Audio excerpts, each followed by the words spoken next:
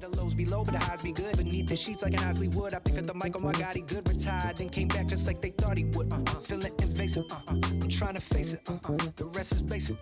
Hey yo, I want you to play this and vibe in the ride. I'm finally happy with the man on the I'm doing good, man. Can't complain. You know, I just been playing the shit out of Baldur's Gate, or Baldur's Gate, however you say it. Oh, no peek? No peek? Come on. Oh yeah. I tried, bro. You fucking traitor, bro. I tried, brother. I waited a month for this update, this big giant update they came out with, and I played for 15 minutes and logged off. Oh, yeah. Because I actually couldn't even play because I went in and my character couldn't aim. So like I spent all night trying to figure out, oh, how do I fix this? And then apparently it was like a folder issue. So the community actually fixed the issue before 4 did. It's fucking crazy. No. Whoa. Yeah, because I went in and I couldn't aim, and then one of the community members were like, oh, I figured out the problem. You have to delete this folder and add this folder. And then I was like, God Christ, bro. Like, I can't just hop on and play, so I stopped. It's been a shit show. Yeah, I could only imagine, brother. But I showed you guys the updated gameplay. What do you guys think about it? That's updated? What happened? That's updated? That is literally the new gameplay as of Saturday, yeah.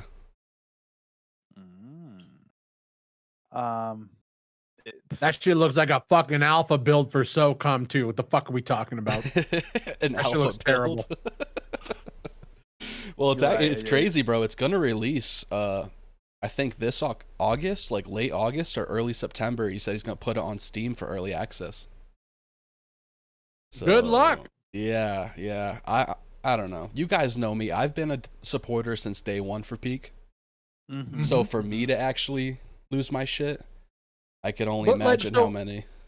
Are we recording?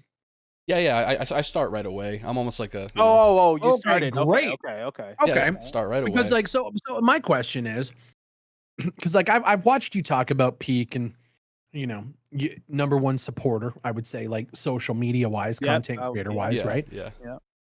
Why now are you sitting here questioning things? So that's a good question. So like, what's changed? Believe it or not, it's so when I first started playing Peak 53, I think what I loved most about it was the community. I knew a lot of good people in there. Every time I hopped in, it was like everybody knows your name. You know, like everyone's just like it's Cheers bar. You going in there, it's like, hey John, what's up? Hey, everything was cool and the gameplay wasn't too bad. But I think now we're 7 months into the test phase, and all the changes that I've seen, I don't really like. I seen a base game and I was like, you know what? I'm going to give him a chance. It's been 1 or 2 months into the game. I'm going to see how it's playing and see if it just gets better and better and better. And, as I say, like we're 7 or 8 months in and I'm just not feeling it. I don't know why. I just, I want them to do good. All this being said, I want them to be successful. I really do. But I'm not feeling it, man. And then with the cash shop, I lost my shit because during update night, 4 was like, oh man, I'm having so much fun editing my character. Oh man, my character looks so cool. And I'm like, oh shit, like how do we do that? And he was like, oh yeah, you have to go in the cash shop and buy stuff. And I'm like, oh, is there any free items? He's like, oh no, I'm going to add that next update.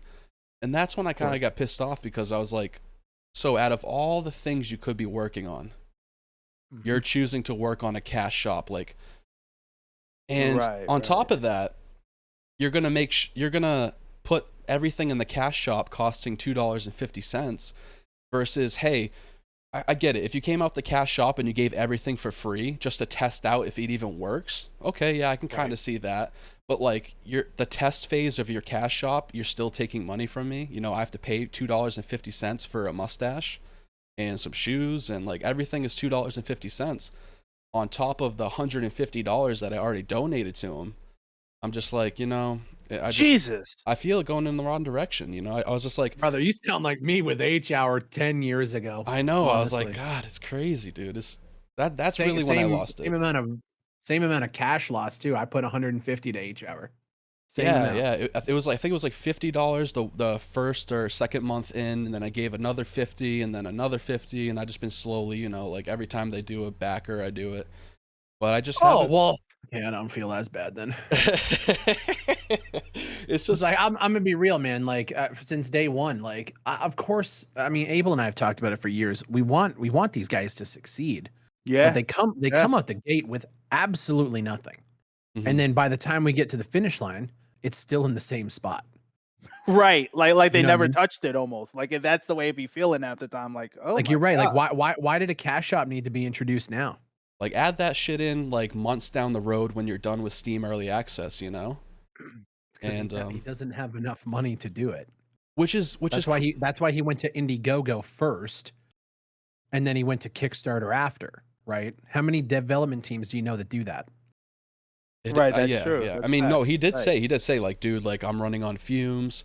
We are literally like I don't even have enough money to keep it going. And then he had the Indiegogo campaign for the second time. And I think in total they've gained like 13,000, which is a lot. I didn't know that. I didn't know they did 2 Indiegogos. Yeah, I only knew the one. So I didn't know that neither. No, Abel. I think we talked about it last podcast, but you remember where I was like, "Oh, this whale investor came out of nowhere." Oh yes, you did say that. So they were halfway done with their backing. They asked for like 12,000, and then they were halfway done, and then all of a sudden, out of nowhere, somebody, anonymous donator, donates $7,000 to the campaign, and then they finish their backing. So you know how like Indiegogo works, where if you don't get your full percentage, you don't get anything, or it's Kickstarter or something like that. You know, Kickstarter works like that. Yeah. Yeah. So that's what happened. He wasn't going to reach that criteria, and then all of a sudden, out of nowhere, $7,000 investor comes out of nowhere, and they're saying it's anonymous. Was this on Kickstarter then? Yes, it was. I have screenshots of it and everything of the graph, literally the day it happened, and it's fucking crazy. I'm not just my opinion. I feel like that was him. 100%. I've been vocal about that since day one. I was like, I was really adamant about it. I was like, so we either have a whale investor that now has a shit ton of say in development because he's literally half your investing, or it's just you. Which I really prefer the latter. If you just told us straight up, hey, I just needed to get the money. Okay, yeah, sure, whatever. No, that's some scumbaggery. You don't accept that. Yeah, no. This is like, I'll be real. This is like, it's kind of the problem that I have with these outsiders. And I don't want to be the gatekeeper, but they come in here and notice how it's all been focused on money. Kickstarters, Indiegogos, I'm selling merch, and now Cash Shop leading up to an early access release, which I'm sure is also going to cost money. But for what?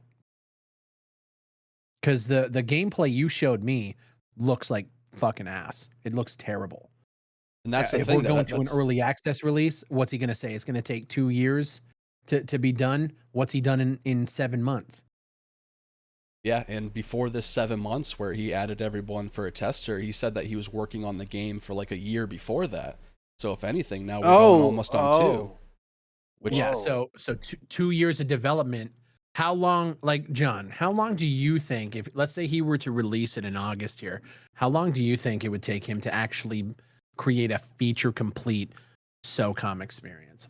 At this rate, I would probably another year or 2, and then I don't even know how well it would be done at that point.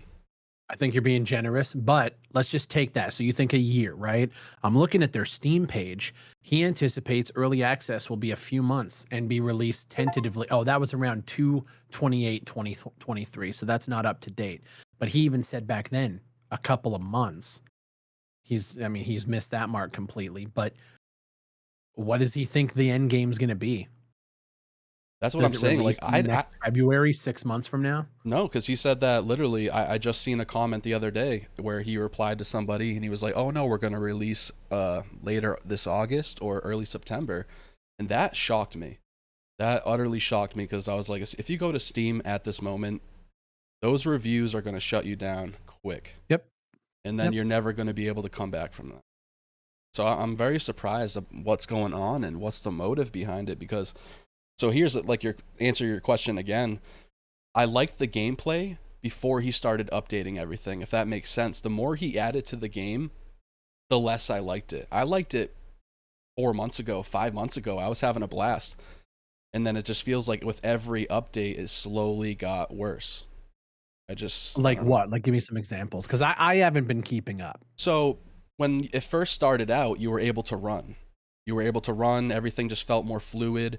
And then he updated the game and he tried to put in his own animations to make it like, oh, the character walks now.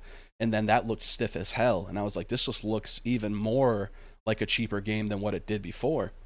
Jesus. So the more things he tried to do or add that was his own personal style, I liked it less. And I'm just being honest. I seriously, I had fun on his game 7 months ago or 6 months ago. That's when I was dropping all those montages and I was having a blast. And then now it's just, I feel like the community is not there because, you know, they don't have any faith in 4 anymore, or the developers. Yeah. And then the gameplay is not there. I just don't know what's going on, to be honest. Yeah. I'll say this, John. Like, I felt like there was at no point in time for me personally that the gameplay was there at all from what I played. It like I'll like I said in my video, I was very honest. Like I'll be completely honest here. Like I felt like we had a shell of something, like because something's physically here. I'm looking at something. There's a character here, but nothing felt good to me.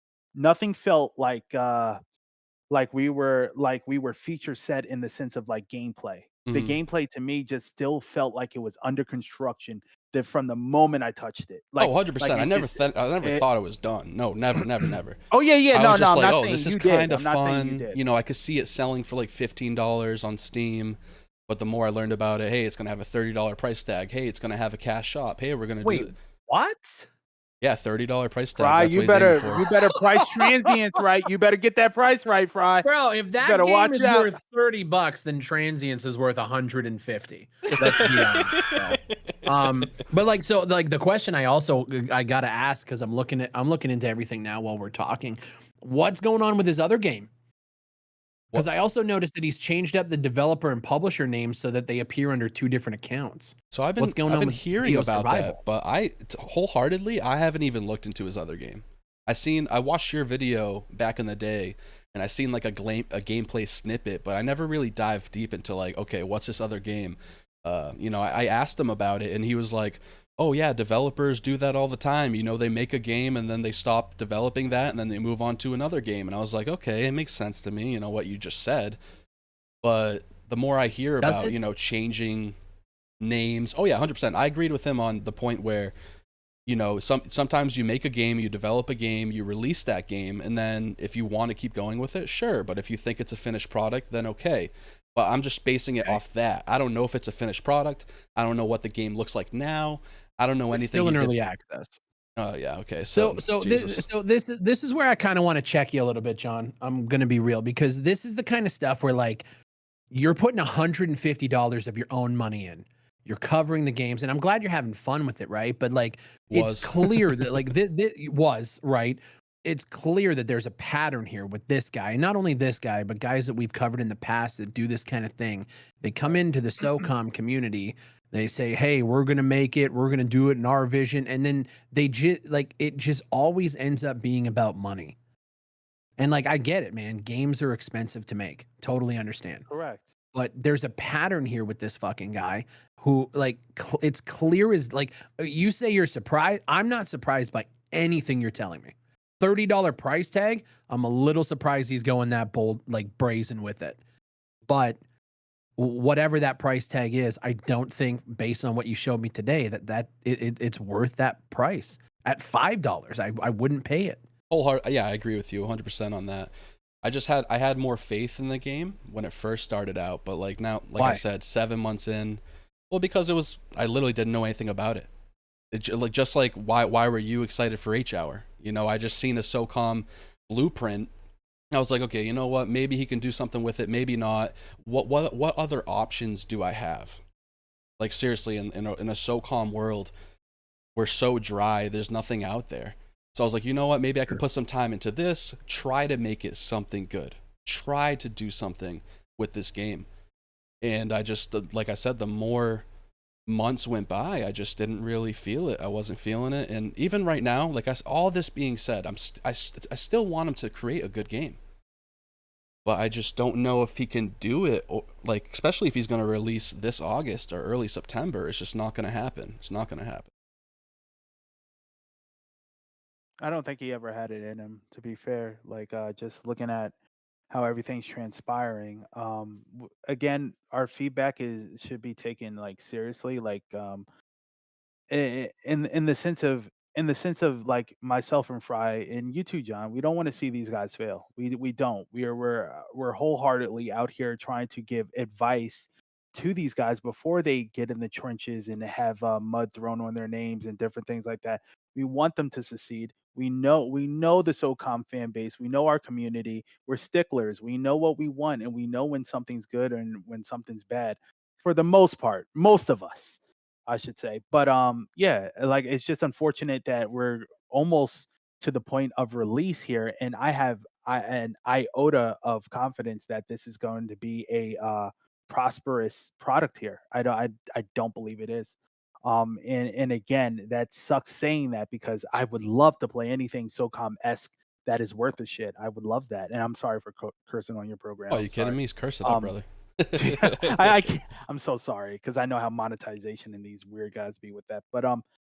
Yeah, I would definitely like to see something be fruitful from this, but I don't believe any of this is going to happen. Down to what I've seen with Zero Ops, like all these guys, they could almost get grouped up in a basket because they come out with the intent to give us the SOCOM community something that we've been longing for, but always falls short.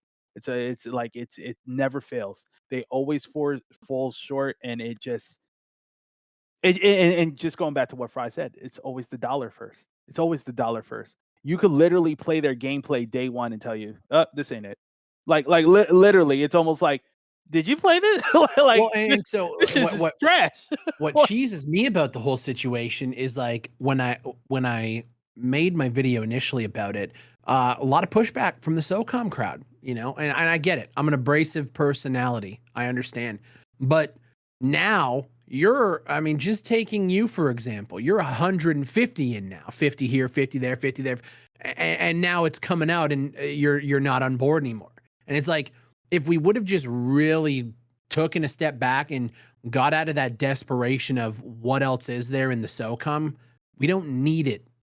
We want it, but don't let that desperation ever drive dropping $150 into somebody who has a track record like this. Yeah, I think it also And, comes like- with a lot of experience too. You guys are a lot more experienced than me. You guys have been around in For the sure. game That's for a true, lot that's true. longer. That's This has and, happened like, to you, before. So Yeah, and like you asked, like, how did we get fooled by H-Hour? Well, that was the first time, right? Yeah, ever. SOCOM 4 fell off instantly, and then H-Hour came out a couple of years later with the Kickstarter, David Sears. Their presentation was better than anything. Oh, bro, they killed it. The right? presentation was amazing. Yeah. And then, bro, a lot of stuff happened behind the scenes there that people will never be privy to, even to this day. That's Lawsuits and internal stuff.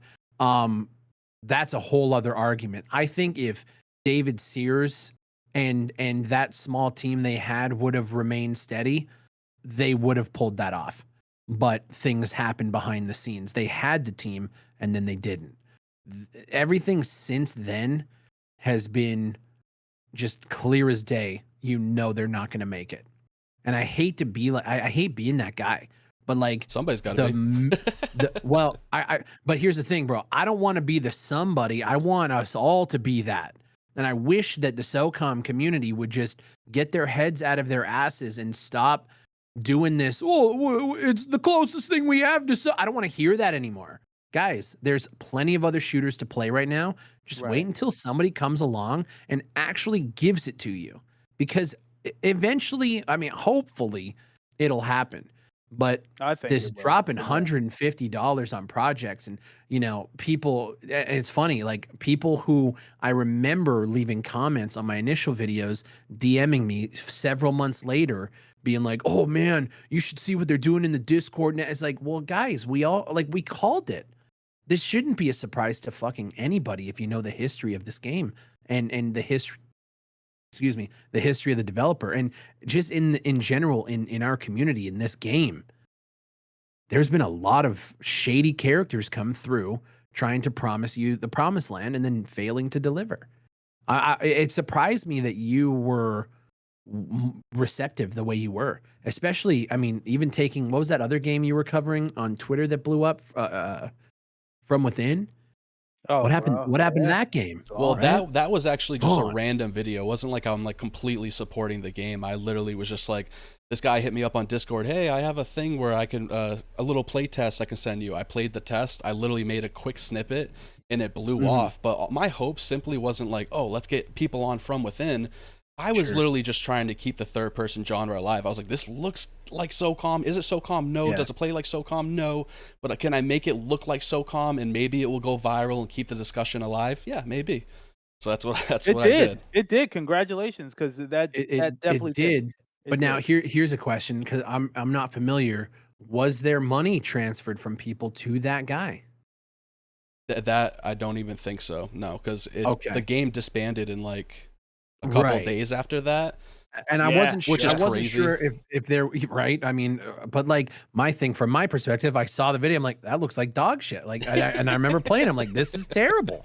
And I never even made the video on it. I mentioned them in another video. But my concern is just because you're the one carrying the torch, right? I've been there, did that. Like, fuck, man. Like, oh shit! Honestly, to hear that from you, Fry, bro, I appreciate you saying that. That's awesome. Are you talking about SOCOM? Every time you open your mouth, you're carrying the torch. So the reason why I'll be real, bro. I have had an issue with your coverage because you even said here, like, you didn't know who the guy was. You never looked into his other games. We need the people who are carrying the torch to do that for the community. Because if you don't, you post it, and let's say it's not From Within, and let's say the next project is taking money. Now all these people are going to be looking at you being like, damn.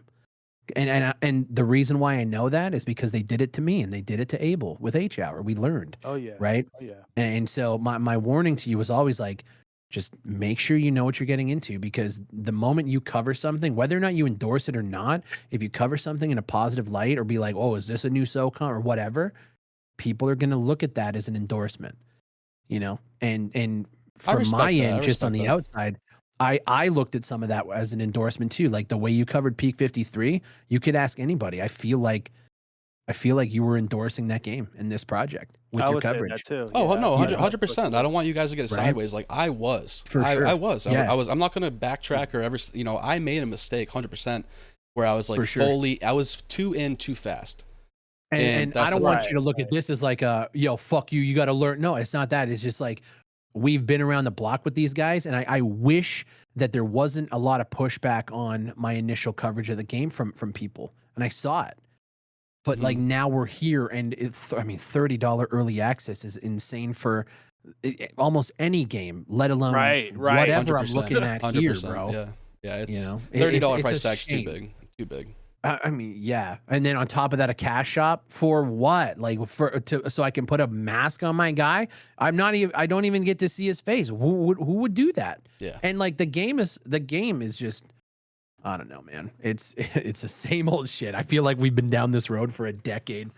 We have 100%. And John, I want to say this about you. Like, I love that your passion with the SOCOM coverage. Yes. And again, me and Fry highly appreciate that, and we love that you are carrying the torch for the SOCOM legacy, hands down. Because me and Fry have been down this road, down to SOCOM Remastered and stuff.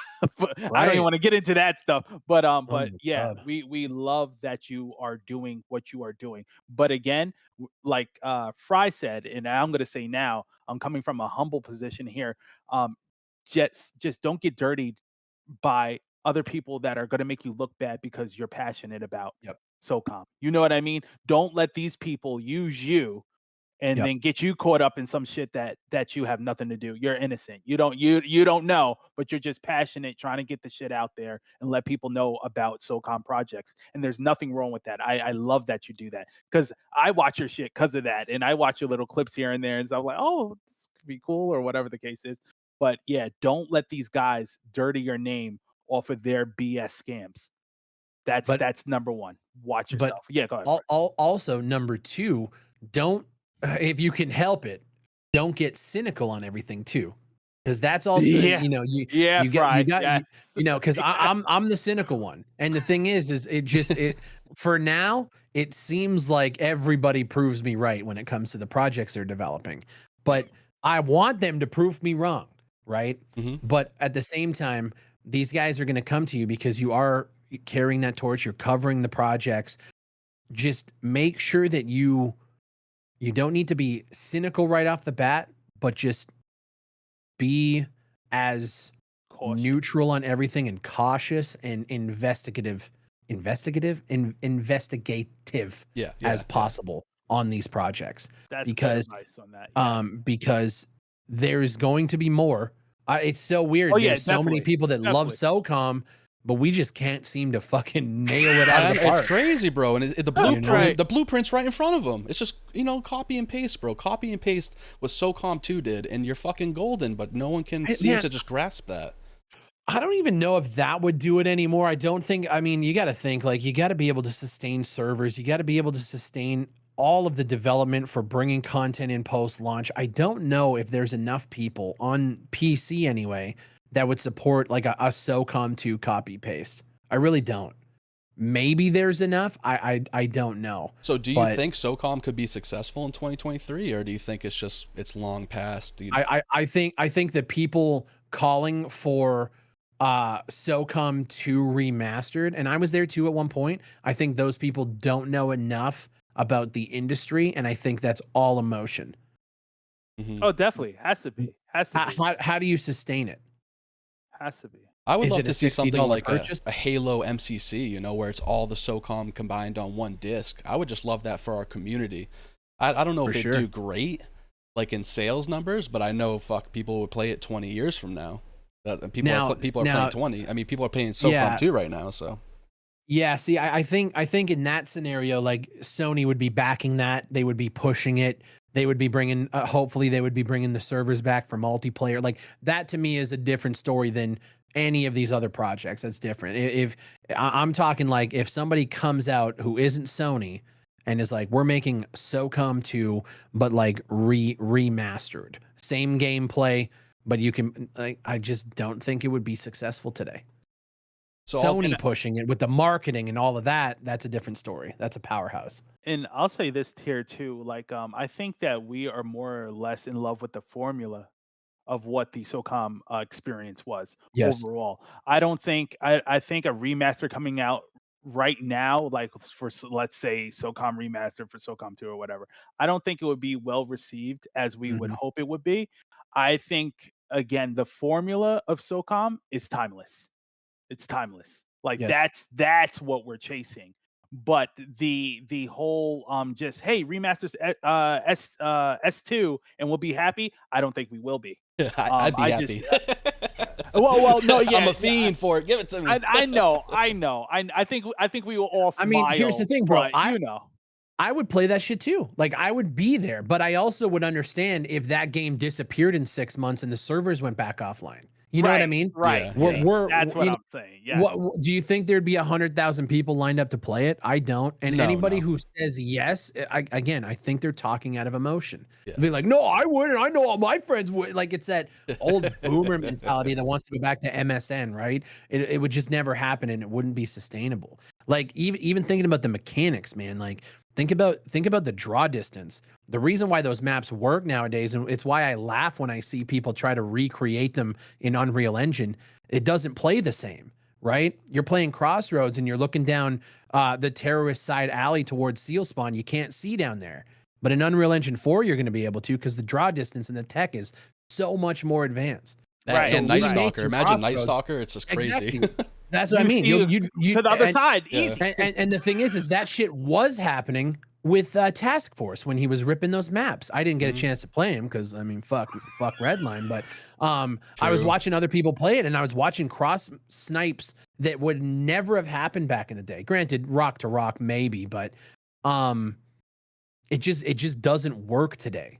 Right. So now you have to either change the layouts and change the way the maps flow to facilitate the draw distance and the pop in, and at that point just make your own shit. Exactly. But again, so hard for folks. That I don't seems to think they're be like a creative enough. uphill. Exactly. Yeah. Yeah. Well said, Fry. Well said. Yeah. Just not creative enough. And the passion isn't there. Honestly, if you, just the heart of like you just trying to build something great. I don't think it's there. Half the time you see these maps and things, they look so Yeah. mid-tier, so amateur hour, just like no forethought. It looks all forth. rushed together. Yeah, just rushed Bro, together. down to the bro. fucking gameplay. The game, Yeah. see, and that's the part that pisses me off because the gameplay is the genesis of where you start. That's the Yeah. foundation. How is that off? How Well, and that's what I mean, is the bro. gameplay off and we continue forward? How? When I look at these maps and I see like the scaling's fucked up, and it's just like you clearly have no clue how a game works at all because you have to start with your player controller. How fast does your character move? Okay. Right. How many seconds is it going to take for me to get from this side to there? Now we have to talk about like door scale and like it's clear that they have no idea what they're doing, you know, and that goes back to games like H-Hour, Project Confrontation, Task, all of them. Even Every Zero single Ops. one. I mean, Zero Ops, the guy, the Yes. lead developer literally said he didn't have fun playing his game. After he said that, I was like, so what? That threw me. Do you- Yeah, I watched that podcast and I feel like I watched your whole world shatter, John. I mean, it's true because I was like, I had so much faith in this guy, and then it's like, oh, I wish if he told me from the get-go, I don't have fun playing my own game, John, but here, try it out. Right. I would have been like, But okay, like fuck How you, does guy. that make any fucking sense, John? And that's why I was listening to it and I was just like, man, I know that he's talked to this guy before. I know that he was excited for this. But like I'm watching you put the pieces together in real time in mid conversation, and it was hilarious. It just got sunk. My ship was slowly sinking. That's what it was. I know you went into that podcast wanting him to address me, right? And you had the questions ready because I ripped into him, and there's a good reason for it. And I know that. Well, maybe I should ask: did you think I was too harsh initially when you saw the video? No. Everything you said, that was probably the first video where it was like, not the first video. I don't want to sound like that. But it was one of the videos where I was like, you know what? He said everything that I've been wanting to say, or I just didn't really think of the first time around because, like you said, you know, you're usually the cynical one. So when I was trying to find myself in this YouTube space, you know, whatever you want to call it, I was like, okay, you know what? I'm going to try to be neutral. But I think in me trying to be neutral, I was a little too positive. I mistaked positive with neutral and neutral. Right? Yeah, exactly. I was looking at this like, you know, I'm going to be so neutral that I'm not going to say anything bad. I'm going to let them just speak. And that's where I kind of fucked up. You know, I wasn't asking them the hard-hitting questions like, do you enjoy your game? I should have just asked that. I mean, to be fair, that shouldn't be a question to ask. Honestly, that like if you don't enjoy your game, don't put it out. But one question I loved on that podcast was when Abel asked him what kind of feedback he got during initial testing, and the guy was talking about map flow and the login issues, and I was just like, it's clear you didn't test. Nothing, no feedback, no testing. There's no way. There's no way. There's no way he tried to drag my name in it. He was like, "Oh, SOCOMJohn, I know I gave you it." And I was like, "Dude, I was like, dude, I tested it 7 months ago, bro. Like, don't if you're." And I didn't give you any feedback. I literally just said, "Okay, hey, you got a blueprint of a game. Perfect. Let's see what you do." But I don't know. 100%. I could tell you didn't test it. No, 100%. And that, like, I knew it from the jump. The moment I spawned in, I was like, oh yeah, this is terrible. And like, I don't know. And like, what I don't understand is how do they not see it?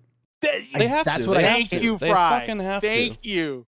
And if they don't, then they should never be allowed to develop another game. If you don't see these obvious problems, I just don't understand it. Like bro, four and P53. Like I'm losing my goddamn mind over here, bro. I'm just like, bro, so many mistakes. It's beyond an elephant in the room, bro. It's beyond an elephant in the room. It's like room. It's right. The room you step in and it's on fire. Yeah. Like, how do you not see that? Like, bro, your gameplay. Do you feel this? Wait, sit down. Literally play this. Feel this. And he had the audacity to say that his game is based off SOCOM too. Like as soon as he said that, I was like, bro. That's the time I had to ask him, John. You remember I asked him. I said, "What era are you from? Who where did you play SOCOM?" He's like, "Oh, I started on S2." Okay, I don't believe it. But yeah, okay. fucking right, buddy. Okay. Maybe your dad played S2 and you were in the room like fucking watching him, but besides that, I doubt that. I doubt it, because any SOCOM 2 player would have been like, yeah, no, this is no. But most of the time, John, what do we find out? These are the ones that said they played S2 day and night, and they come out with these games. Don't make sense. It's like, what? Don't add you up. say you played S2 and you came out with this? Oh yeah, nah. No there's tiers to indie development. There just is, and there's a lot of people who want to be that guy. Okay, you're not that guy, pal. Trust me, you're not that guy. Okay. Okay. Are you? Absolutely. And they just aren't there yet. I don't think, like, what's his name, Peak 53 guy. I don't think four. Yeah. I don't think he is a good game developer. From everything I've seen across 2 different titles, I don't think he's a good game developer. What he is good at is being a fucking salesman, because he is able to keep taking people's money. He did it before, man. I'll tell you right now, 12 grand to develop a game is nothing. That wouldn't get you in the door anywhere else. So for $12,000, what I'm seeing, okay, fair enough. But that's not why I play games. I don't play games for a fair enough. And it is what it is, man. Some people just lose. That's just how it is. And I think a lot of these guys, they can't. I mean, I know with 4, based on previous interactions with him, he can't accept criticism. And so I know SOCOM community are the most critical motherfuckers out there. 100%, bro. 100%, guys. I don't get how he has guys like you in his ear who played SOCOM, and we get what we get. Well, it's funny. It's funny that you say that, because there's been a lot of people that leave the Discord, or they get kicked out, banned, because they voice their opinion. I don't want to say, you voice your opinion and then you're banned instantly, but I want to say a lot of the people that do voice their opinion were SOCOM 2 players. It's kind of, you're scared to voice your opinion because people have been banned for it. People have been kicked out. People, you know, he seems to butt heads with people and, you know, play favorites a little bit, where, you know, if I'm on the admin team, that's why it kind of took me. I was like, I feel like I'm going to be kicked out from the admin team after this. I don't know why I was ever put on it, to be honest. But because that's a promotion. I get nothing out of it, really. Like, he doesn't say, "Hey John, what do you think about this?" or "Hey John, can you test the game before I update it?" Like, I don't get anything out of being on the admin team, so that's why I was like, you know what? I don't really care if I'm kicked out. I'm just gonna say what I need to say. You know why he did that? Let's hear it. It's because you have a YouTube channel. It's because you're the guy. And if he can have the guy. Bro, that is what it is. It's the reason why back in the H-hour days, they got buddy with Abel and I.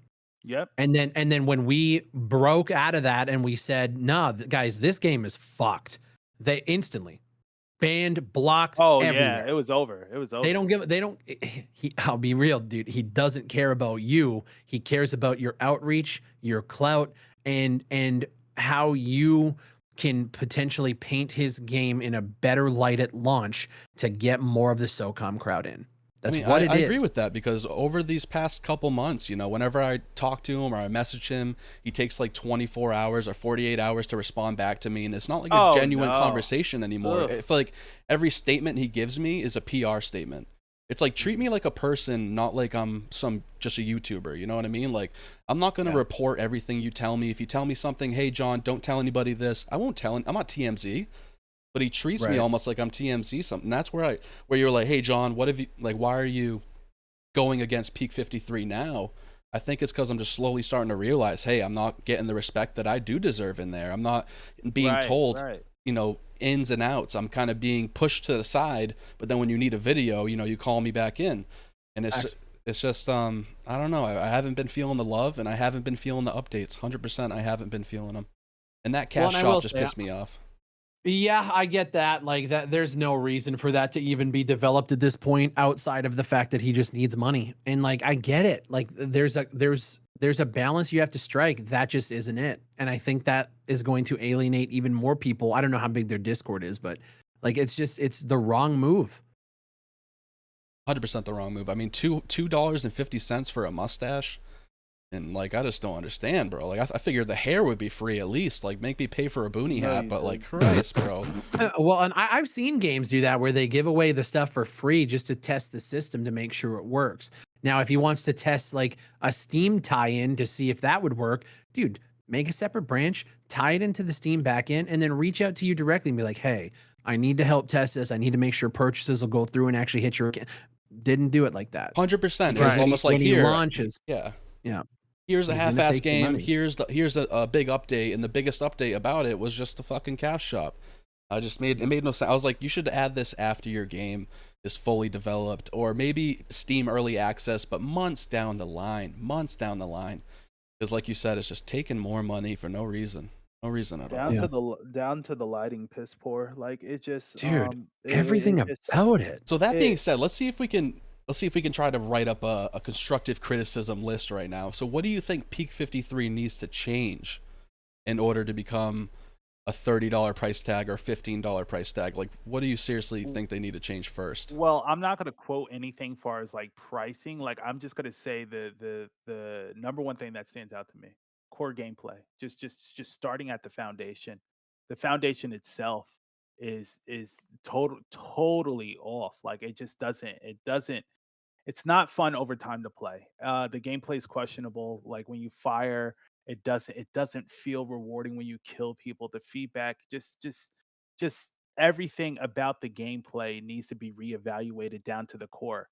And I'm not even going to give you tips outside of that and talk about maps and all that. That goes without saying. I mean, do you have eyes? Like, does this look proper? Like, I don't even need to talk about that. I'm going to harp on the gameplay. The gameplay is number one with me, and it's not there at all. Totally needs a wrecking ball to it, and we need to start from scratch. So you think And like a whole revamp, like literally oh yeah, from bro, the bro, get-go. that goes for this title, zero ops. Anybody within all the right from the ground, the gameplay's off immediately. You just feel it. You're like, oh, this is off. This isn't right. This doesn't feel right. And then from there, you could go ahead and talk about maps and things like that. Because obviously, people swear to God that they can make maps and shit, and the shit looks like garbage. The lighting's off. Like the game looks washed. It literally looks washed. It doesn't look like the thing. Like levels were even compiled and baked to make look like they're final. But again, it's not final. It's early access according to the dev or whatever the case is. But it's just things look off, and it's just nothing speaks and says final here or close to final or even attempting to be final or whatever. Everything down to the gameplay feels placeholder. And yeah. What I'm kind of pissed off about too also is I feel like Steam early access, like that whole early access to Steam, I feel like it's a cop out nowadays where it's just it's been that for years. Yeah, it's a way of just putting an unfinished game on Steam and then you can just say, oh, we're still working on it. But like, aren't you working on it now? Aren't you testing it now? So shouldn't your early access be what we're doing right now? So basically you're having early access to release on another early access. It just doesn't make sense to me. Right. And I keep going back to, he already has a game in early access right now that he's not developing. What's to say he's not just going to do the same thing with this one? Only the difference is Zeo Survival, I think, was $7. This game's coming out at $30. Is he just going to take it and then not work on it after a month? Like, that's wholehearted. He could do that. 100% he could. And I mean, that goes into the very cynical, but there is a pattern here. He's done it once. So, yeah, I mean, I want to say that I trust him. I mean, when I talk to Four, I will say this. He seemed genuine, like when I first started out. And nowadays, I don't talk to him enough to like even say if he's genuine anymore. But I don't know if it was fake, it's tough. It's tough to really get a clue for what people are thinking online. But when I did talk to him, he seemed genuine. And I think that's why I backed his game in the beginning, or at least so much. Oh, he wasn't. I'll say this about his character. He wasn't an asshole to me. The people around the community too, as well. They're very nice folks. Not an issue with that. Yeah. My only gripe, and I'll stay objective on this till the very end. I'm not going to talk about you as a person, but I'm going to talk about your game. Your game was off. Your game was trash. Doesn't feel right. feels off, doesn't feel like complete or well thought out at all. It feels very much like a rush job. So that's how I felt about the project overall. But him as a person, I thought he was a cool dude. Treated me nice, very kind to me. Loved my feedback when I gave it in a critical video. He appreciated it, and I like that. I respect that. But outside of that, what you practice and whatever happens with your game, if I come back with feedback and have something to say, like I'm saying now, yeah, still hug me, embrace me, and you should be thanking us honestly that we actually are out here providing this type of feedback. And to be and that's another thing. When you're devs that are doing SOCOM S titles, if you're not coming to us three, you don't take your project that serious. There's no way. There's no way. Because I know 1, 2, 3, us here, us gentlemen here, if you have a project that you really feel you could put your everything on the line with and run it by us, you would do that. And we would take notice of it. If we see that, like, oh, okay, this has some substance to it, we would be glad to check it out for you. Nobody ever really hits us up or says anything because they already know. They know in their hearts that this is BS. They know it. They know it. That's how come they don't approach us. Oh God! But I mean, to be fair, Ford did approach you too, right? Like he's spoken to both of you. He has, but I've asked him to come on a podcast episode, and he's never done it. He's always, pushed me to the side. He's more than willing to give me like a pre-recorded thing that he wants me to basically put on my YouTube channel, like an announcement. But I've seriously asked him to be on my podcast, I think 3 times now, and it's either a no answer or he just says no, I don't have the time.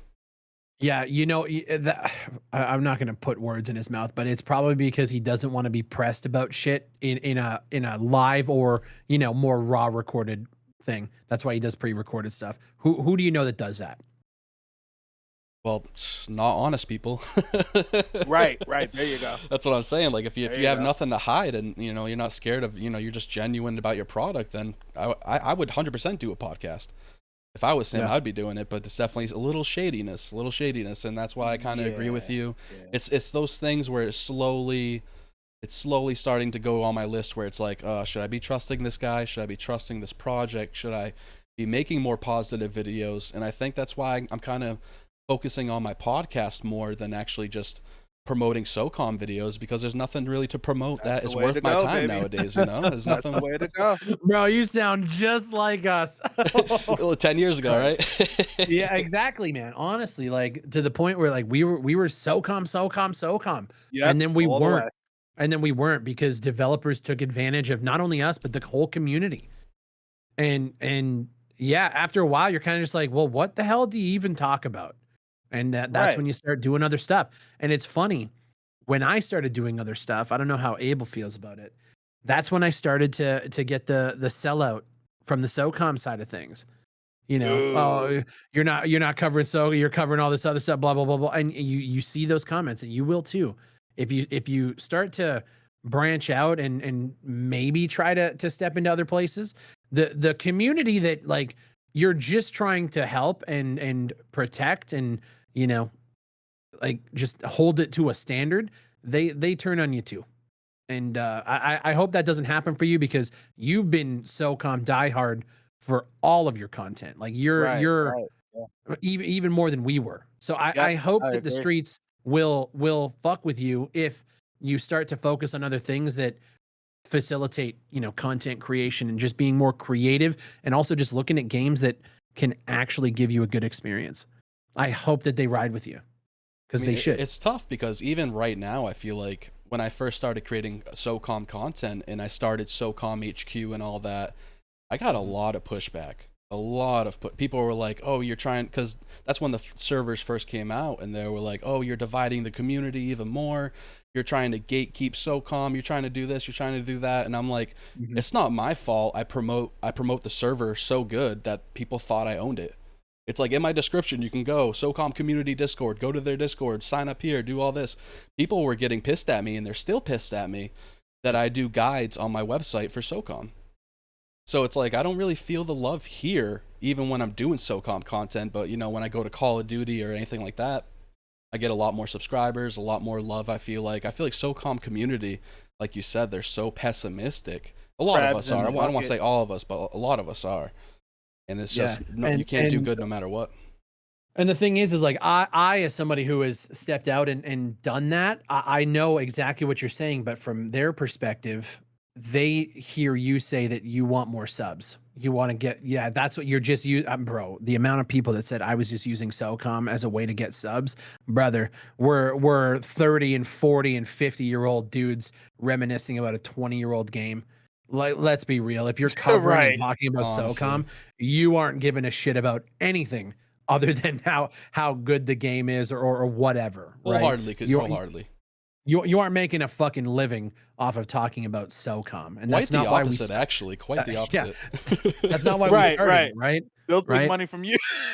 I mean, literally, when I first started, when I talked about SOCOM and I was actually doing SOCOM videos, I remember having my subscriber count be like 6 subscribers in the past 28 days.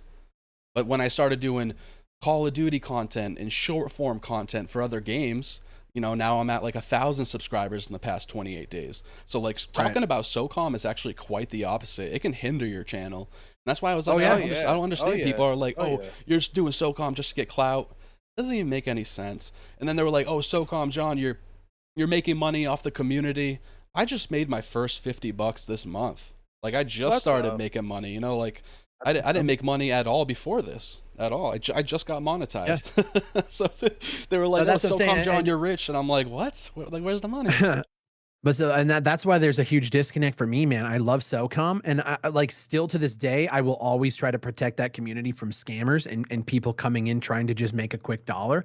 But at the end of the day, man, they don't give a fuck about content creation unless you're feeding what they want to see, and they are so like tied to a 20-year-old game that there's nothing to talk about anymore.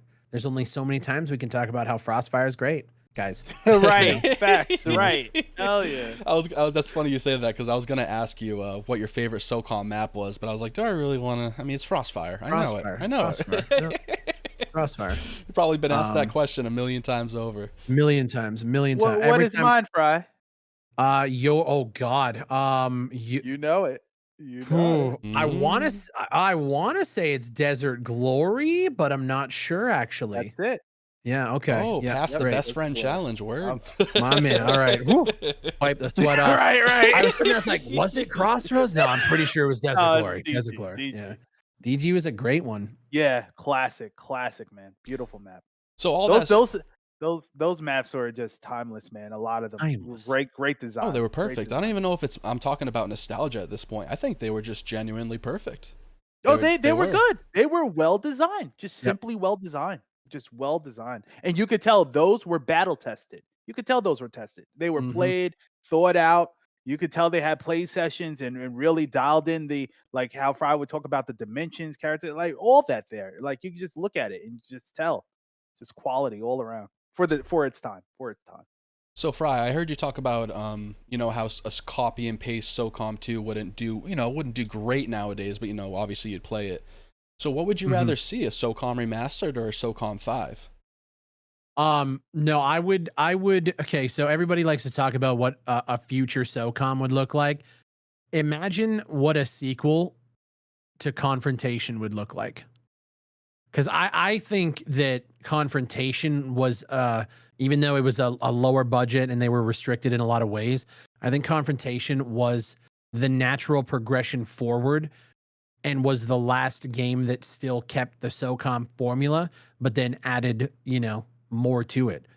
Character customization, weapon customization, you know, bigger maps, bigger game modes. Sprinting. So you're like a Confrontation 2 type of guy. I believe that if Sony didn't make SOCOM 4 and I could revise history, that I would go back and I would want them to build a Confrontation 2 with more maps, more customization options, better clan support, take their quick play completely out of it. That was trash. Nobody used it. Yeah, I think that was the natural advancement for SOCOM. And unfortunately, it was just hindered by the fact that it wasn't zipper and it was slant 6. But I am genuinely surprised. I'm genuinely surprised why it's not back yet. I really, after all this push, you know, me making that From Within video, and like you said, it looked like shit, but people still went crazy for it because they're so desperate for a third-person shooter, especially military style. Nothing like don't get me wrong, Ghost Recon's out there, but God, there's drones flying everywhere, ghillie suits, people, it's insane. But people are so desperate for it. I'm just like, it doesn't make sense to me. Why isn't Interactive around anymore? Or why aren't they trying to do something? Why isn't PlayStation trying to do something? Is it political? Well, no, PlayStation. So when did SOCOM 4 come out? 2011. I think you're right. Yeah, let me look. 2011 or 2012, one of the two. Regardless, a couple of years after that, PlayStation 4 came out, and Sony acquired the marketing and esports rights to Call of Duty. Right, so they had Call of Duty on PlayStation. They didn't need anything else. Since the PlayStation Network hack and basically shutting SOCOM down at the forefront of the launch of 4, they haven't invested in multiplayer at all because they don't need to. They shifted completely to exactly. They shifted completely to single player, and multiplayer gaming on their platform was fed by Call of Duty, and at the time Battlefield 4 and yeah, the big guys. They don't need to invest in multiplayer. I wish they would, but yeah, they just completely left it in the dust. So hear me out. You might tell me if I'm delusional or not. I thought it was a little bit to do with like politics too, because does Sony really want to promote the US military again like that? I mean, so many people I feel like joined the military or SOCOM after SOCOM 2 came out. Everyone wanted to be a goddamn Navy SEAL. You know, like they had the promotional videos inside the discs. I remember you could watch like one of the promotional ads. I'll add on to that. It was timing for 9/11 and stuff. It was just a different time. So the vibes were different. So everybody in that time from 9/11, the next 2 to 3 years, I would say 5, almost leading up to the crash in 2008, everybody became super patriotic around that time. So it was just very much just in line with what was going on in that time frame there, wholeheartedly. I feel as though Sony has gave SOCOM a lot of chances, both on the PSP, on the console. I don't think that Sony really gave up on it. They now my thing is this: the thing that hindered the developers were the agendas that was forced upon the developers from the corporate to do this gimmicky stuff and do this. Hey, spruce this up. Like you could make a SOCOM, but we're gonna use this dildo looking thing that's gonna be like a shooting gun for you. Like they start doing things that the core audience would not agree with. And as we deviated and kept going left, and with SOCOM 3, we're chasing Battlefield. Then SOCOM 4, where we had the Gazmos, what was that thing called? What was it, Fry? The motion.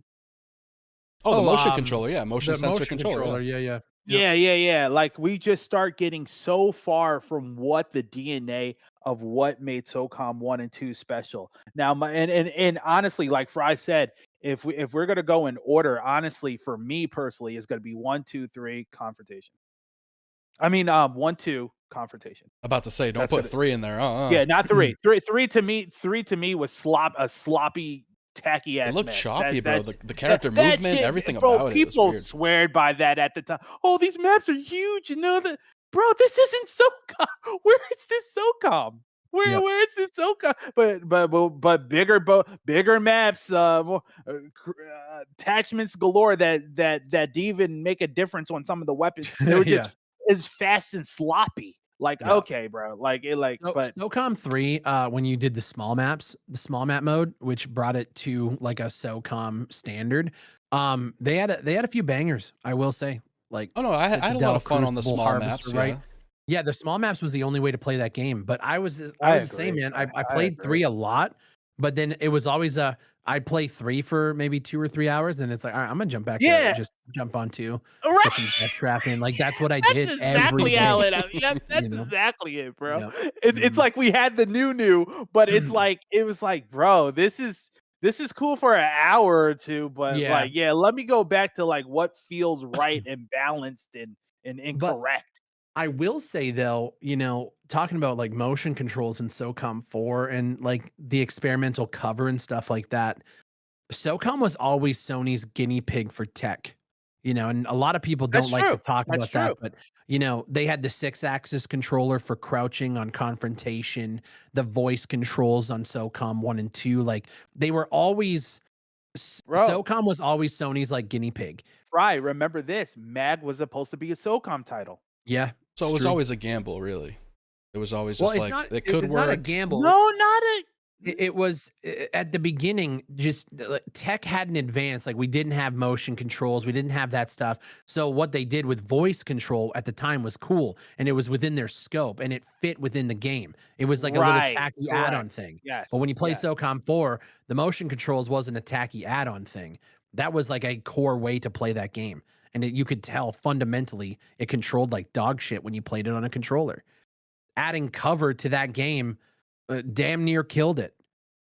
Like that isn't SOCOM. Locking yourself in animations when SOCOM 2 did it, when you get blown up by a grenade, you're on the ground for a while. That shit was trash. And everybody complained about it at the time too. But so now we have SOCOM 4 that leans into it. It was just a terrible mechanic, and it fundamentally changed what that game was. That'd be like playing Gears of War without having cover. If the next one came out and you couldn't Woo! snap the cover, right? It'd be that's that not would Gears. be scary, bro. Right. That would So, be very scary. yeah, no, they treated it like shit and then threw it to the wayside. And I mean, they did it with all of their franchises. It's not a SOCOM issue; it's a Sony issue. It really is. I just seen a tweet by you today, Fry, about Call of Duty.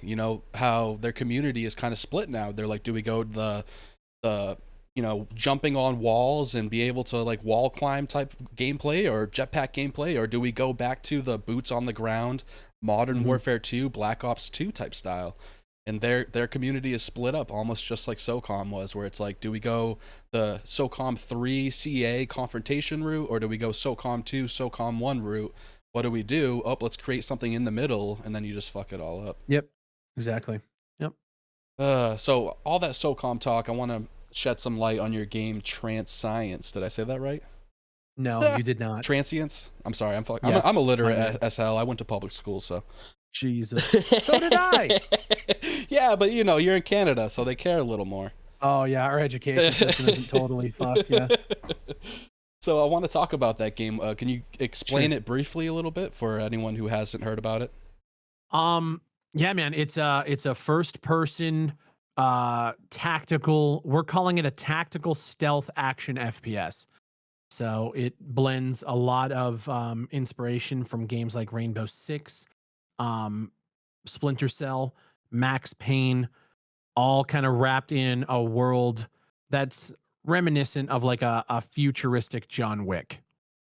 Okay. That's the summary. I mean, I went to the Steam store page today. It looks really cool. I love the voice acting you got in it. I love how you're calling them accountants, and I'm like, oh, you got to cook the books real quick, I love it. Yep. I love it.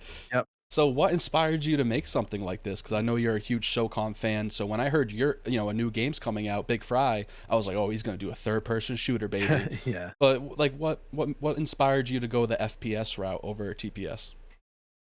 So SOCOM's my dream, and I know that with the team we have, if we had a bigger budget, a little bit of a bigger team, we could pull that off. And I want to do SOCOM. That's like my penultimate goal, but I want to do it right. I don't want to for it. I don't want to fucking Dirty Bird Games it. I don't want to redline it. No, it's true. Is that going to become a saying now in the SOCOM? No, oh, God, you just forward the hell out of that. Yeah, you just forward the hell out of it. I don't want to do it. And I think after a decade of talking about these projects, I'm not going to be the one to come out there and do the same thing. I value, as much as they might not value me, I value that community so fucking much. And I think that if somebody is going to step into the ring who has been as critical about those kind of projects, we got to do it right. And we're just not there yet. And we know that. And I'll fully admit that making a multiplayer shooter that is good and can facilitate growth and content is no easy task. And we're not going to promise anything. So we wanted to start single player. We wanted to start Honestly, I wanted to start a lot lower scope than this. But we were hosting a game jam last year, and a couple of the guys who were on our team, they said, let us put a prototype together, give us 30 days and prove that we can make a first person shooter. And I said, sure, yeah, fine. I mean, I'm doing this. We'll wait. And they hit me with a prototype, and it was super impressive for 30 days, bare bones. But like, holy shit, the bones were solid. And I said, well, shit, maybe we can do it. And it all just kind of started falling into place. We got the right people on board, bringing in animators and weapon like 3D artists and hard surface artists, and we got a narrative writer, and it's all just coming together. I don't know how we're doing it, but we're making it work. So when you said you wanted to go something lower than this, at least resolution wise, I remember talking to Abel. He wants to do like a poly type of third person shooter. Abel, are you still wanting to do that, or? Oh yeah, definitely in the future. Just like Fry said, it's all about having the correct scope and just doing things with integrity. Like that's really what it comes down to. You want to make sure that one, you have the right help around you. Two, that it's within your budget for you to do whatever you're doing. And three, just do it with good quality assurance. So that's everything that's going to be in my title in the future. And right now, again, I'm crawling before I do anything. So and Fry coached me up big time and was telling me like just things to look into and how to approach this task. So definitely in the future, I definitely plan to do it, but I'm in no rush. I'm taking my time and still doing just researching what I like and don't like. And yeah, it will be done. It will be done. I think that's smart. I mean, if I'm being genuinely honest, I don't know if you guys have talked about this amongst yourselves, but I would love for you guys to team up. It would be almost a dream team. Big Fry with his coverage he has, his pull, and how professional you guys come off, and you guys know your shit. You guys know your stuff. You've been there, done that. I would love for you guys to team up one day and maybe create something amazing. I really think you guys could do something like that. There's plenty of room to explore how we can come together in the future when I know that our team is ready. You know what I mean? Yeah. Like facts, right, Fry. That's true. Before I even bother with that, it's just like we need to prove not only to everybody else but to ourselves that we can even get there, right? And then the conversation comes like, that's true. All right, how do we approach this now? Absolutely. Absolutely. If you don't think that in the early days, if let's say we got to a point where there's a prototype being built out, if you don't think Abel's going to be not involved with that, and no, that would be stupid on like I need eyes on it, right? Yeah. Now, I'm gonna be real, reaching out, bro, I don't know how I feel about the SOCOM community. I'm just being honest. Now, Fry? You say that like, what are you weirded out on it? Like, what's your perspective? Because I think everybody feels like if I'm gonna make a SOCOM game, or if we're gonna come together, then it's gonna be a SOCOM remake, right? SOCOM 2 remake. But I am fundamentally at my core, I know that it would not work, and it's not that making SOCOM 2 on Unreal Engine 5 is not something I want to do. Right. The process of creating even the document, the game design document to what that looks like.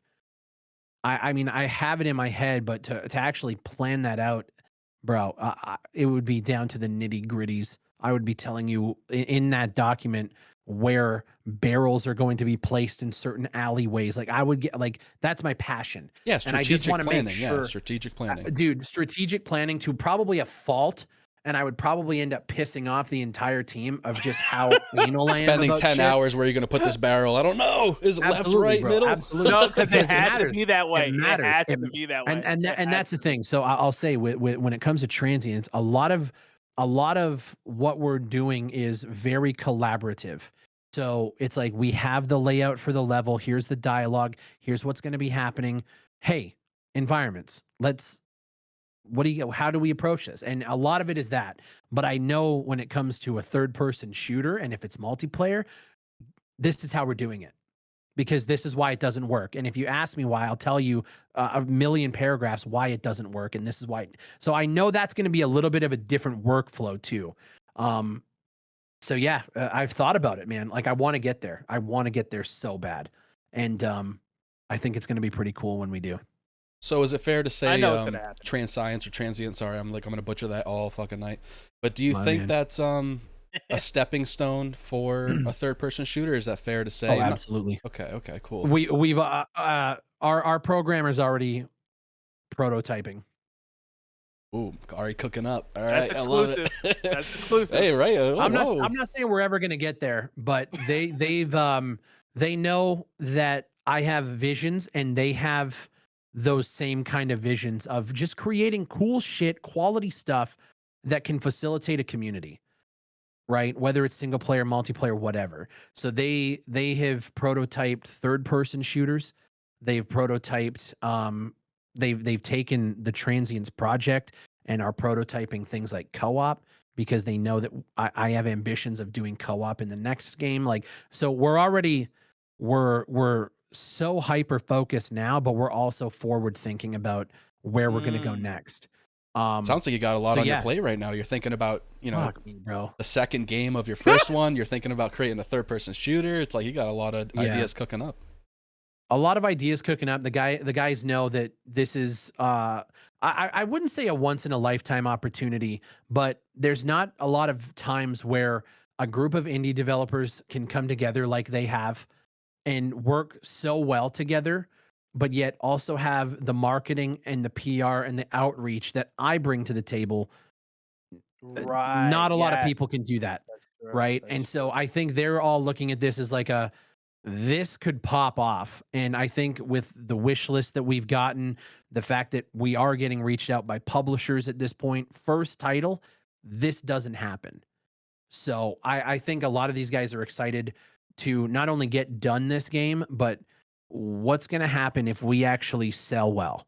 And I don't know if we are. I really don't. I think you could. And I think you 100% could. 100% will. I think we 100% will, but I also I want to be prepared for failure, right? So if we sell well and we have enough money and we can reinvest it into another title, what does that look like? And I think they're thinking that too, because we're making such good progress right now. And yeah, we're excited. I agree with you, because it is a once in a lifetime opportunity, like with what you said about your outreach and how many people you can get and how many eyes you can have on your game, but also because, like I said, there's no other military third-person shooter out there that are just trying to be boots on the ground. There's nothing out there. Like, the only thing you can really think of is, okay, Caliber, Ghost Recon, but then again, those have different things that SOCOM didn't have. And I don't think SOCOMers are very, they look at it positively. Like, they have characters that you can buy with different names. And for sure.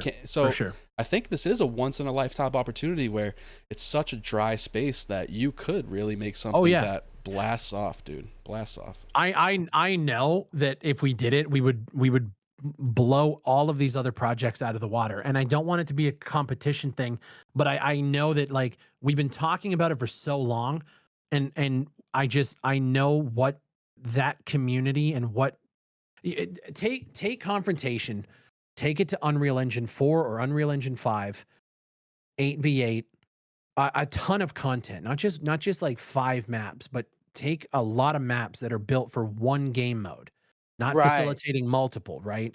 Take a slower pace nature to it, but allow things like sprint, take the prone roll. That's something that no games do nowadays in third person, but that is in my opinion, a really good mechanic to facilitate, holding corners and holding angles down alleyways. And it just, I see it, and I see the vision, being able to customize your character, not operator based like Caliber, but being able to throw a boonie hat on. And Confrontation kind of started the camos, right? Like, you could set up your urban, your desert, and your winter guy when they brought the DLCs in. Take that and expand upon it. But the problem with Confrontation, it was built on such rocky ground that navigating those menus and saving, I don't know if you guys remember, but It was like a navigating glitch. You couldn't save it. dude, you couldn't save it, or it was just so clunky and laggy going through the Yes. menus that you didn't even want to deal with it. Built from the ground up with all of those features in place, but polished and more fleshed out, and also facilitating 8v8, bomb plant, hostage rescue. And Yes. I also have ambitions for changing you know, how you activate and gather intel for via UAVs, and having to complete secondary objectives to unlock certain things that can help your team complete the main objective, and making the maps just a little bit bigger, but obviously that would just require a shit ton of testing. It's that kind of stuff that, like, I can tell when we're talking about these other projects, they aren't even considering. They don't even think that far ahead. Oh, and I've been yeah, thinking not of, at and all. we've Not been at all. talking about this for a decade. So, like, this is, I don't know, man. I feel like this is our time. And, like, I get asked almost every day, why didn't you do third person? It's because I want to do it right. I agree with you. I agree with you. And all the things that you just said, it sounds like you're thinking about this game a lot more than I thought. All the things that you just said, I was like, okay, so you really already have a blueprint cooking up and exactly what you want for a game to be. So that's a lot more than I could say about these other developers out there. And look at Zero Ops. They got 60,000 people for their wish list. I can only imagine what you guys would get. It's just insane. Yep. I know. And I know, and the thing that people aren't thinking about too, business wise, is let us get a couple games under our belt, and then we'll have publishers knocking at the door. Because I know, based on the conversations we've had with publishers now, a lot of them are interested in multiplayer. Right? That's why we haven't signed on. They look interested, the game looks great, but they can't figure out a way to monetize. Right? If I can figure that out, that's going to be the key to all of it. Is how you monetize the game, right? Because so what do you mean, like the price tag, or do you mean like a cash shop type thing? I mean the whole ecosystem. The whole ecosystem, because it's not just one answer.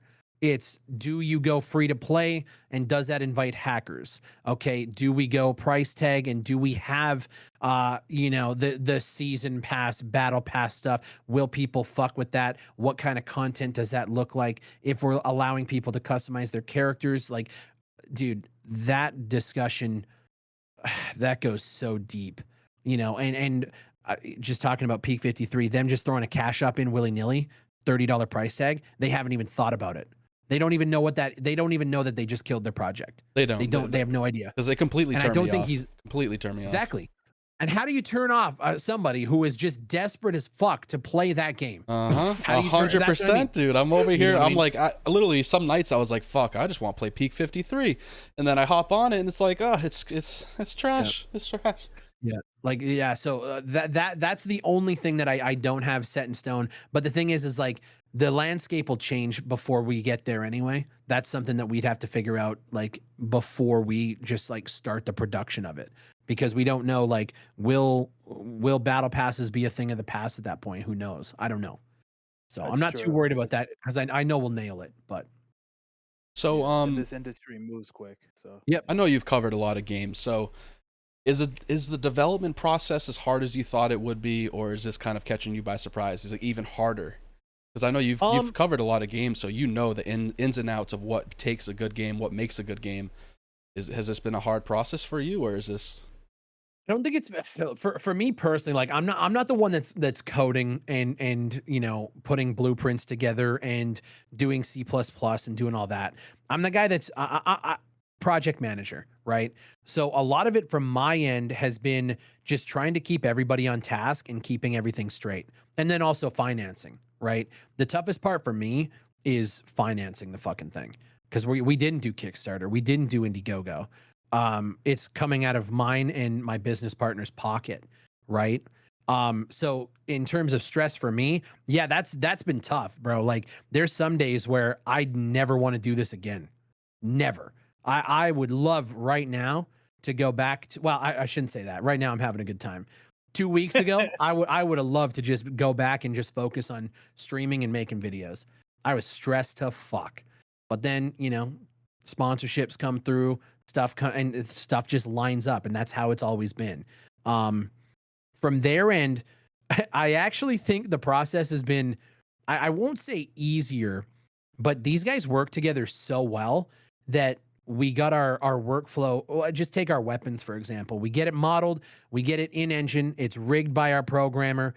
The programmer sends it to the animator, they animate the reloads, comes back, gets put in engine, our sound guy gets in. Like we've got those workflows down to a science. If we really wanted to, I'd feel comfortable if I hired our weapon modeler to bring in another 12 guns and we could bang that shit out like nothing.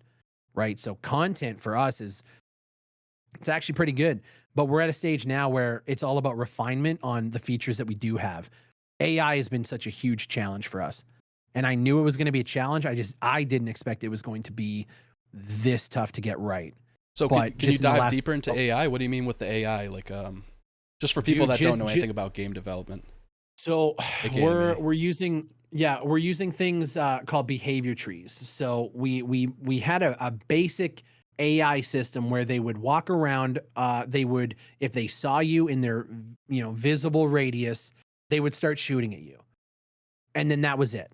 For months we had that, and then we eventually set up, like, they were able to patrol, so you could set up points around the map where they would just walk to and just circle around. Because in a stealth game, you need to be able to predict and watch movement so that you can figure out your path, right? Yeah.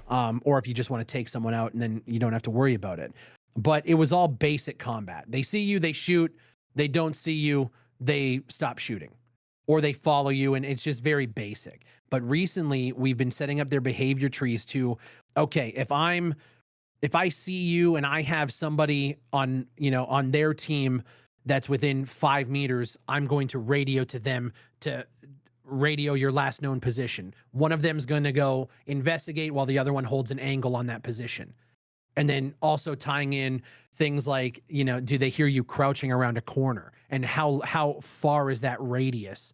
Can they hear you crouching from 20 meters away, 10? And then what do they do when they hear that? All of that is finely tuned, and it's crazy watching the process. But all of that stuff is iterative. So we do it, and then we come back the next week, and it's like, okay, we did some play testing. This is what needs to be tweaked and added or balanced. And just in the last couple of weeks, we've gotten the system to where these guys will hold angles.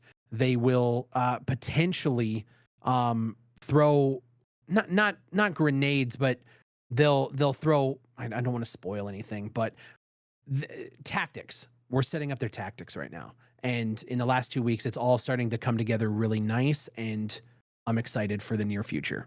I'm very excited about it. I'm very excited. It seems like a cool game. Seems like a cool atmosphere. It feels unique. I know there's a lot of like Hitman games out there. Not really a lot of Hitmans. I don't know why I said that. I feel like it's definitely unique. The atmosphere I love. And one thing that I was curious about. So you just said how there's going to be AI and different paths that you can take. Are you going to have a grading system after the level? Are they going to grade you do you reward players for being more stealthy, or do you just it's just play how you want to? Like, if you want to be loud and proud, you can do that. Or if you go stealthy, you can do that. Or do you reward a player for doing something more stealthy? So that's a system we just recently brought in. At the end of every level, you're going to have not necessarily a scoring system, but a stat screen where it'll show you, how many enemies you've killed, how many shots you fired, how long it took you to complete the level. A lot of that stuff is still kind of an early, like a basic iteration. But yeah, that's going to be something we want to do. And we like to, our plan is to set up Steam achievements to where, if you end up, not killing anybody in a level, you'll get an achievement for that. But that's still pretty far away. We haven't tied those systems in yet. Gotcha. Well, I'm definitely excited about your game, man. I just wanted to say we're about an hour and 30 minutes in, so I don't want to hold you guys too much. But I really do enjoy you guys, and I appreciate you guys taking time out of your day to come on the podcast and share your experiences. And thank you, John. Yeah, man. Thank you. Anytime, man. Anytime, boys. No, I don't deserve it. I was standing in the rain for you, you let me desert it. And I never thought it would end up like this. You know I never do you how you did me, never ever like this. And I never thought it would end up like this. You ain't